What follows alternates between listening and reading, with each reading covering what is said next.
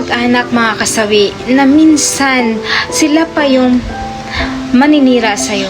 Sila pa yung magda-down sa'yo.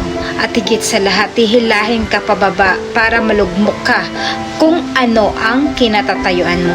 Minsan mapapansin mo mas maganda pa na magkaroon ng utang na loob sa ibang tao kumpara sa kamag-anak. Kasi kapag once na kamag-anak nagkaroon ka ng utang na loob, lahat ng panunumbat ay ibibigay sa'yo. Lahat ng pagbabatikos ay ibibigay sa'yo mga kasawi. Ganun kasi kapag kakamag-anak, lahat sisirain ka para lang bumagsak ka. Hindi samantalang yung ibang tao na naandyan sa'yo at nagtitiwala sa'yo kung ano ang kakayahan mo at kaya mong gawin mga kasawi. Kaya mas maganda pa minsan na magtiwala sa ibang tao kaysa sa ating kamag-anak mga kasawi. Yan lang ang real talk at nangyayari talaga ito sa tunay